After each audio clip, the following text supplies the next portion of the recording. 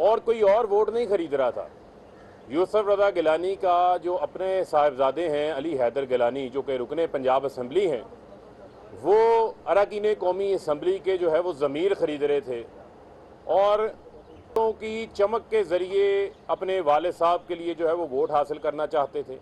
और आपने देखा कि उसके बाद जो इलेक्शन का नतीजा आया, वो नतीजा यही जाहिर कर रहा था कि अरकान अपोजिशन के जो है उनकी तादाद इंतहाई कम थी, लेकिन यूसुफ रज़ा गिलानी वोट लेकर जो है वो सेनेट में खरीदो फरोख्त करने के बाद मुंतखब हो जाते हैं। पिछले 1 साल से इलेक्शन कमीशन के सामने जो ये मामला है, और इलेक्शन एक्ट इस हवाले से बड़ा है कि आप किसी वोटर को कोई लालच नहीं दे सकते वोट खरीदने के लिए, उसको इन्फ्लुएंस नहीं कर सकते पैसे के ज़रिए।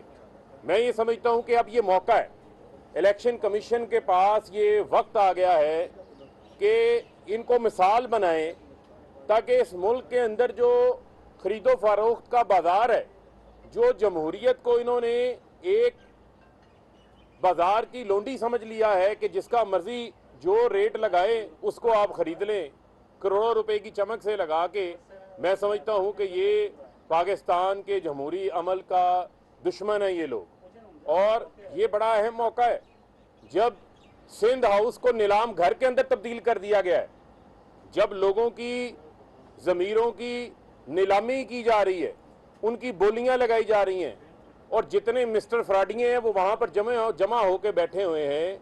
जो चोरी का, लूट खसूट का पैसा है, जो सिंध के हारी की जेब में जाना था, जो सिंध के मजदूर का पैसा था, जो वहाँ के बच्चों की तालीम पे खर्च होना था, लोगों के इलाज के ऊपर खर्च होना था, जो कराची को बेहतर करने के ऊपर खर्च होना, जो NFC से 2000 अरब रुपया सिंध हुकूमत लेके चले गई, क्या वो पैसा इन्होंने सिंध की अवाम का पैसा यहाँ पर जो है वो अपनी चोरी बचाने के लिए, पापड़ वाले को, फालूदे वाले को आसिफ अली जरदारी ने बचाने के लिए सिंध हाउस को नीलाम घर के अंदर तब्दील कर दिया है।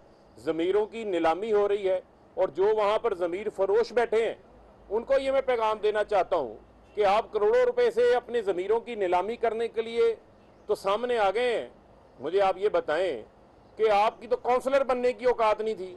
पाँव पकड़ के आपने इमरान खान के से, मुझे पता है जिनके कल बड़े चेहरे आ रहे थे, पाँव में बैठे हुए थे, कांपें टांग रही थी, उस वक्त इनको टिकट लेने का इतना शौक चढ़ा हुआ था।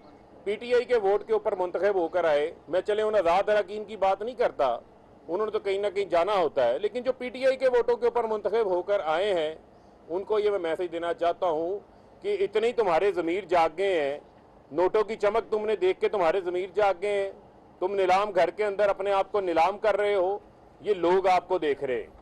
और पाकिस्तान की आवाम बड़े गम गुस्से के अंदर है, और लोग ये तमाशा मजीद जो है वो नहीं लगने देना चाहते। ये पाकिस्तान के इदारों की भी जिम्मेदारी है, इलेक्शन कमीशन की भी जिम्मेदारी है, वो इस केस का भी फैसला करें, यूसुफ रज़ा गिलानी का भी। और ये नीलाम घर जहां पर मुंतखब अरकान के ज़मीरों की नीलामी होती है, और जो इनके खरीदार हैं, जो बिकने वाले हैं, इनके ऊपर हमेशा हमेशा के लिए लगनी चाहिए।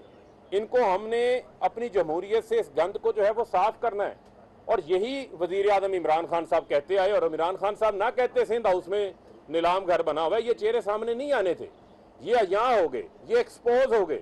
और मैं इनको ये बताना चाहता हूँ कि हमने एब्सोल्युटली नॉट कह के कोई गुनाह नहीं किया, हमने मुल्क की सालमियत के लिए, कौमी गैरत के लिए जो है वो स्टैंड लिया है। ये है बूट पालशिए, ये हैं वो लोग जो कि गुलामाना ज़ेन के मालिक हैं, जिनकी जायदादें बाहर पड़ी हुई हैं। इनको ये फिक्र है कि इनके असासे ये अपने आकाओं की बात नहीं मानेंगे, तो इनके असासे जो है वो जो लूटी हुई दौलत, बड़ी इन्होंने मेहनत से मुल्क का माल लूटा है, चोरी किया है, जिन भगोड़े मुल्क से बाहर बैठे हुए हैं, वो पैसा इनका जब्त हो जाएगा।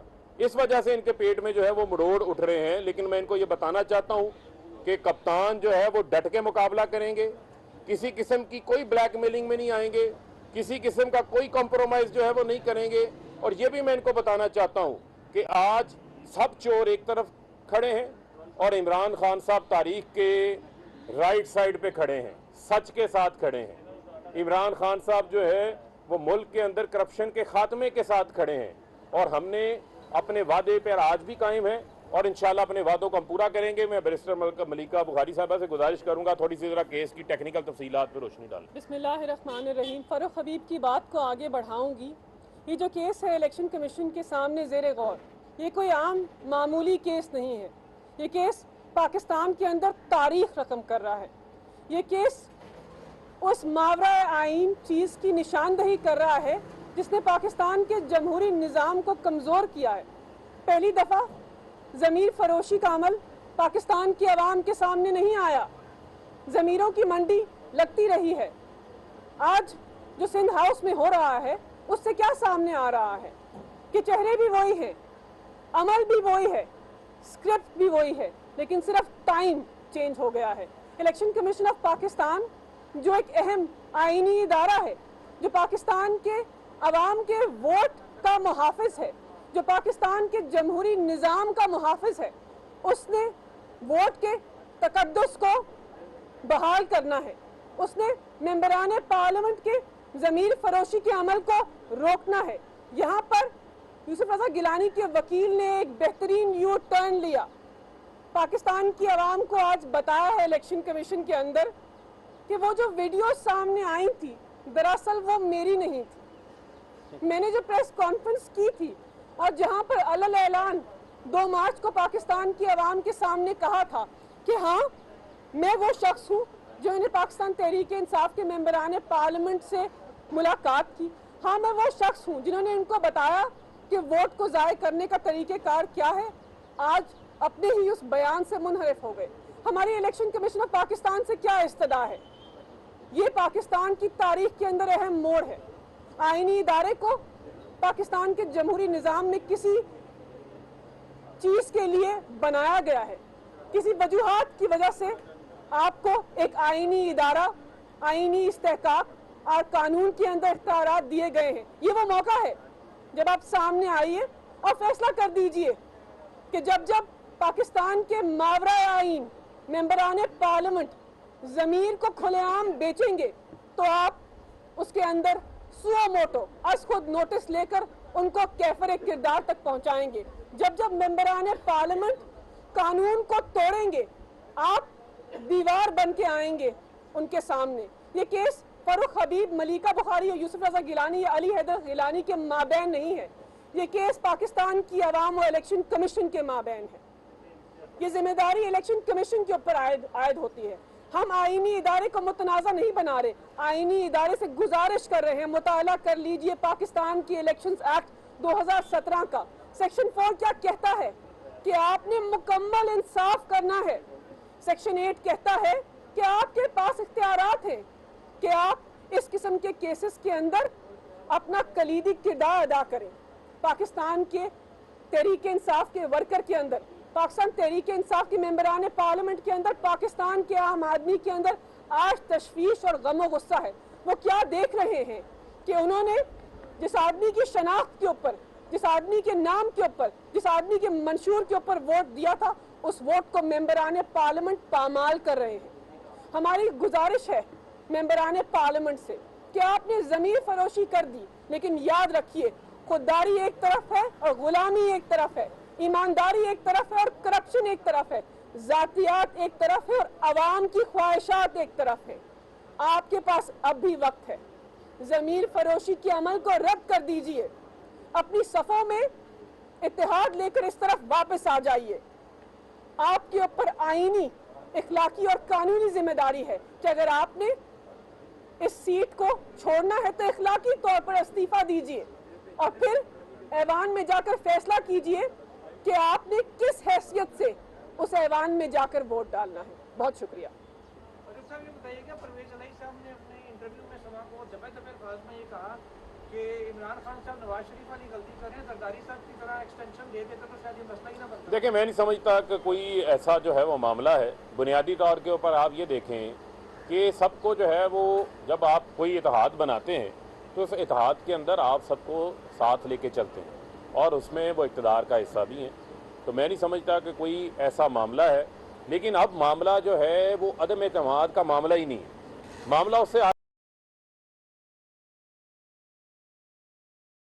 जिसने मुल्क को लूटा हुआ है, जिसने करप्शन की है, पैसा बनाया है, वो आएगा और चंद टकों की खातिर जो है 5-10 अरब रुपए में पाकिस्तान की सारी जमहूरियत को खरीद लेगा, सारा जो इलेक्टोरल प्रोसेस है उसको ख़त्म कर देगा।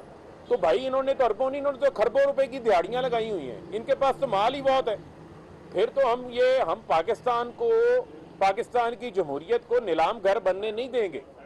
हमने जो है उसके अंदर भरपूर रेजिस्ट करेंगे, उसके आगे भरपूर जो है वो रुकावट बन के खड़े होंगे।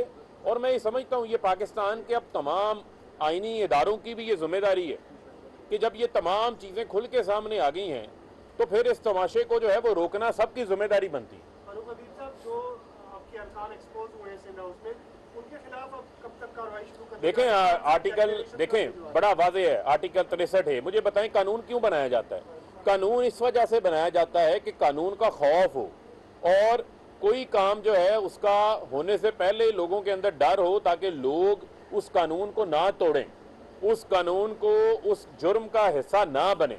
तो लिहाजा मैं समझता हूँ कि जब लोग खुल के ही सामने आ गए और उन्होंने अपनी इंटेंशन का इजहार जो है वो खुल के कर दिया, दूसरी जानिब इतनी ज़मीर जागे हुए हैं तो ये नीलाम घर से बाहर निकले, जाएं अवाम में, पता चले लोग इनकी जमानतें तैयार करवाने के लिए बैठे हुए हैं, वहाँ से जाके इलेक्शन लड़ लें। ये घोड़े का मैदान है, पता चल जाएगा कि कितनी इनकी जो है वो औकात है। वहाँ जाएं, पता करें जाके क्या हो रहा है। लोग जो है वो भरपूर गमो गुस्से के साथ जो है वो भरे बैठे हैं। बहुत शुक्रिया।